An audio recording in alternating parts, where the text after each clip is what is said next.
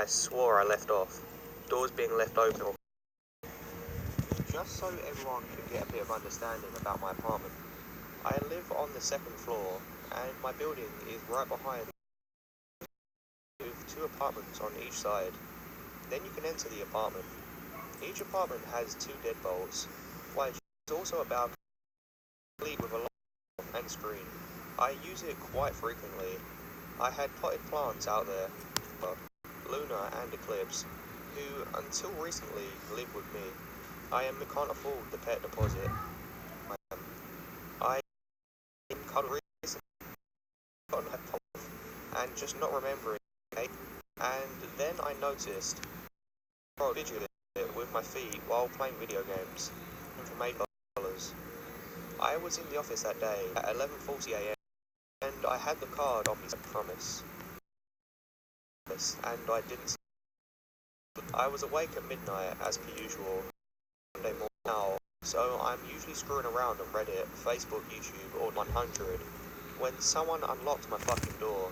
I don't mean I listened to the peephole, but saw nothing. I opened the door with the intent to shoot someone. I didn't sleep at all that night and decided to stay at home on my days off to try a person if they tried to come back. I also asked the leasing office if they had handed out any apartments, and they said no. And circled multiple times.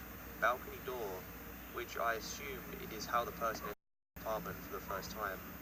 This creep had been living in my the worst my that's the only way he could have got my credit card number and my and they're on their way over waiting for the thing was his and was the one who tried to come in. Only going back to basic training. So unless he lied about that, I was after making the post while waiting for the cops to show up records. Since then, I'm paranoid as fuck. I blacked out my apartment number on the CC notes. It's me.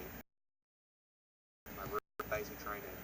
They also looked at the only other thing the police said was, we will inform you 100% on where boot camp if you use my by going connection between and the person he seemed really jealous and controlling.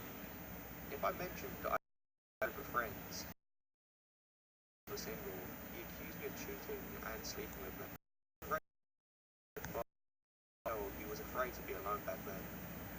Another few weeks passed. A week away. What are you doing? You can't be up on my arm. I figure I can step it out and break up with him when I get back to the place. Staying at his house was a quick walk to work. Okay, you can be on that arm. Whatever. On a rough gravel shoulder. King of Jabs wouldn't seem so bad. I tried blocking him and blocked. He even leading me to believe he and just grabbed I guess. And I was in my room folding laundry. It was actually quite funny. He took this as an invite and sparing the details. Because I knew him, I was laughing with him. A couple of weeks later, I was at his brother's place. There he was. I told him my brother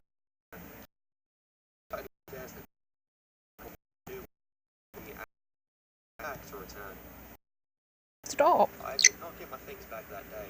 Come on, step up. I told the cops that they were gifts to him. He later returned them on his own time. Things quieted down. His existing page, and he had changed it, so it was all pictures of me with some comments. He did that so my boyfriend would see it. Luckily, my boyfriend he would message me telling me he made me another dream, and then a year later he continued to contact someone if he messaged with me last October. I moved back home. I didn't change my location on Facebook because even years later I didn't want him easily finding out where I was. I also posted that if anyone asked about me Not to share my Step information, up. I got a notification on a dating website that Good. Kurt wanted to meet me, letting me know he's back to my shoulder. Good. He had one about was after speaking to her. What are you doing? Stop him. Chewing on my pillow? I hope that I never Okay. see him again, and I hope the Lord does. His last girlfriend had a permanent brain injury, and the next one will probably not be so lucky. He gets more confident every time he gets away with it. I'm actually nervous posting about this, in case it gets back to him from someone recognizing the story, but I'm smarter now and take more safety precautions.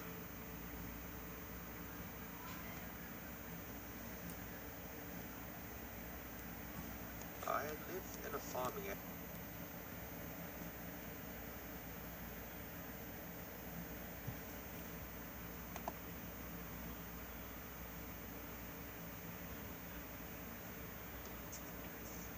With the support of Weight Watchers, you can lose 8 times more weight than on your own. Go away.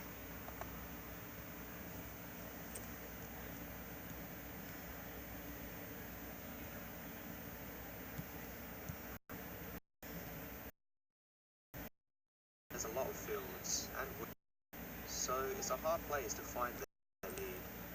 About 2 years ago, one evening, completely about 8:30, wasn't too bothered because I really was our boxer, who was only a puppy at the time, but had an insane amount of muscle, fully grown, and my chihuahua and jack quite a bit of muscle on me. I did a lot, so I could easily protect myself in a fight. His lead, and as boxers do, she bounded off, where nipping my jeans to remind me he was still there on the fields, and I could see my boxer had stopped a meter ahead of me, staring at me as he turned to me and began to jam. I got a lot of sports, and I'm quite too bad stamina. Jump and my boxer right behind my head. Few exact details, as all I can tell you is she looked like something straight out of kid dogs, but I don't know. Anyway, by the time I had reached the end of the first mistake, she wasn't there, but I could hear her laughing. What? I'm a You want half-white, rubs? not You want intimidating at all. rubs? Place in Oahu, Hawaii, Waikiki, and surrounding areas. So, and You his want more family, rubs? they all openly smoke pot, so they didn't really care if There she you did. go. As graduated high school, she can't There get you pregnant, go. so there's not much trouble she can What? get into. One Saturday night, Mariah told her parents, a mutual friend of ours, out of town. I didn't want her to. I didn't want to look uncool, so I just went along with it. By to a strip of bars on the edge of a tourist. The last stop before the Detroit.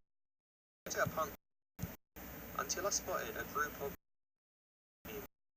in an alley between Mercury and a dive bar. She's my auntie. Mariah defended me. Sure, teenagers were in without letting me. I could figure out what to do. I hadn't called sorry myself and get out. Soon enough, one of the guys took it too far and grabbed her ass. Getting more and more for her in her intoxicated state. Recognized this as told him to back off. He didn't take that well. He spat at her, still holding fire with one hand, a Four Loko in the other. Context. I was really confused. A teenager on the walked for about 15 minutes until dingy. Jiro turned to me and asked if we'd like to cart to his place since it was that way. I wasn't a 17-year-old in a miniskirt. Seeing as he had just we followed no better than the outside. It was a shoot on kitchen table with 2 chairs. There was one door leading to it. Mariah was starting to feel nauseous, so My blood ran cold. A gangster, a Japanese gangster, fucking Yakuza. I seemed to have a job, my surprise, but he picked up on it devilishly, clearly amused at my dismay. And but coming up short, did I want to fight with Yakuza, who seemed nice but a bit distant, and bags of meth? He rifled through the boxes, seemingly looking.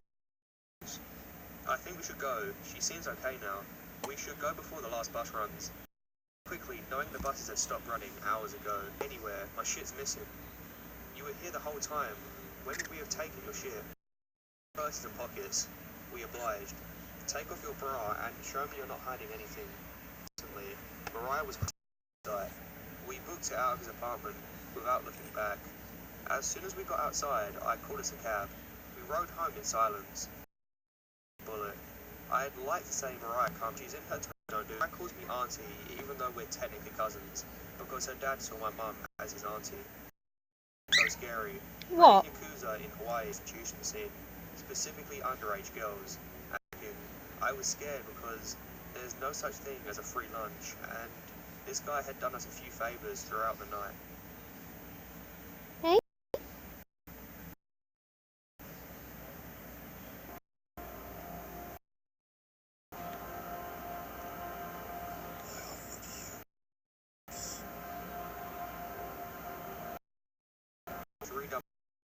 A common room and a kitchen. My particular dorm was one of two that alright, of common nights I decided to sleep naked. I heard the side of the suite. I knew that for a fact in his room in another building for the night.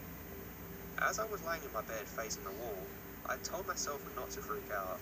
It was probably just one of my friends, either leaving or going after arguing with their boyfriend. A hat covered his hoodie and backpack. We stared at each other for about 30 seconds until he literally turned around and started sprinting away. As soon as he was gone, I darted out of bed, put on clothes and my glasses, and ran the hallway. He was definitely nowhere in sight, but I attempted to when someone obviously didn't sleep for the rest of the night and reported the incident to the state. Told me that he knew I were on us and who.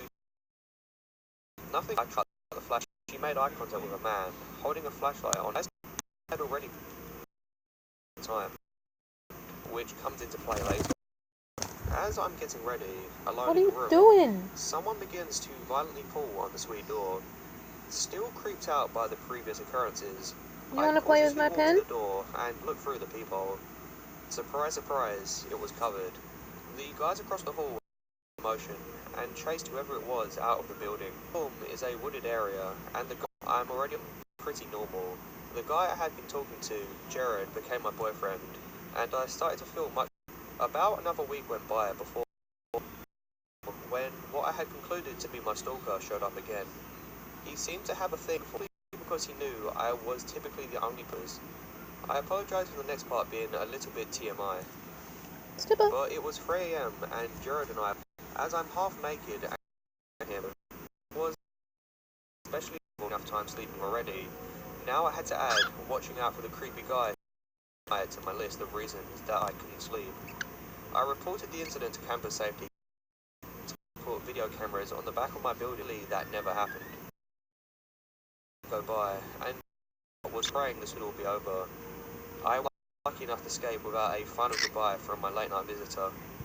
Yeah, there was a point in time where I was such a heavy sleeper, but long since it was as if my brain was subconsciously on high alert at all times. I woke to a strange sound. It wasn't very loud or threatening, but I still waited a few in my eyes. So I knew that my bedroom door was open, and for my door closed. My room is pitch black, and as I said, I'm secure, and the blinds were technically still down. He closed the window and tried his best to calm me down and convince me to go to bed. I never learned this guy's identity while I was home, although I did receive an abnormal amount of phone calls from blocked numbers. I've since returned to school and I'm halfway through my senior year. My friends and I relocated to a building on campus that requires each person to have a roommate, so I feel safer than I did before, but I still have trouble sleeping. Nothing super weird has happened this year, so I'm hoping it stays this way. For those of you as naive as I was, please understand that even the smallest, safest places are not as safe as you think.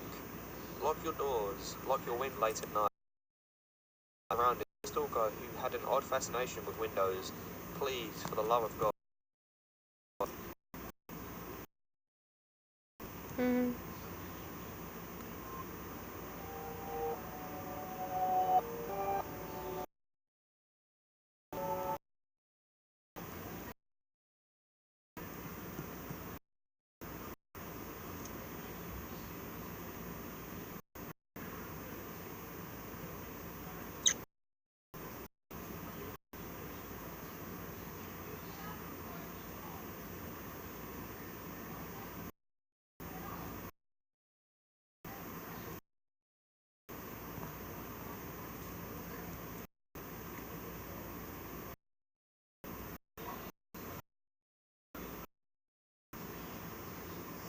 Hmm.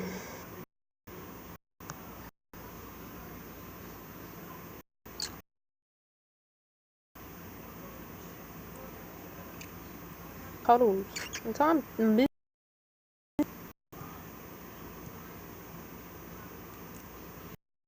Loomi.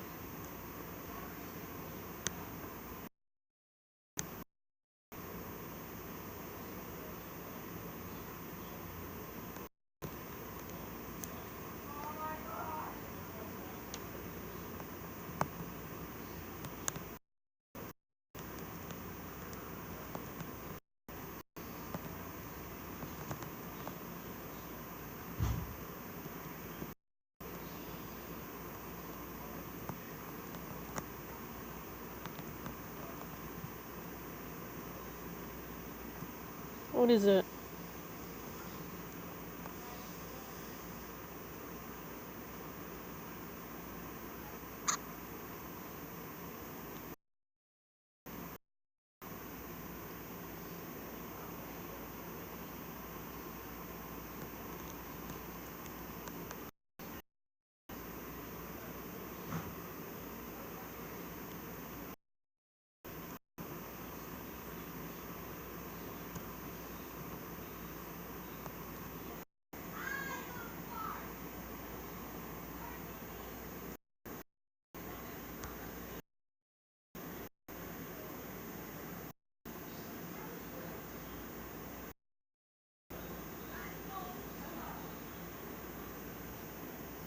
I think that is it.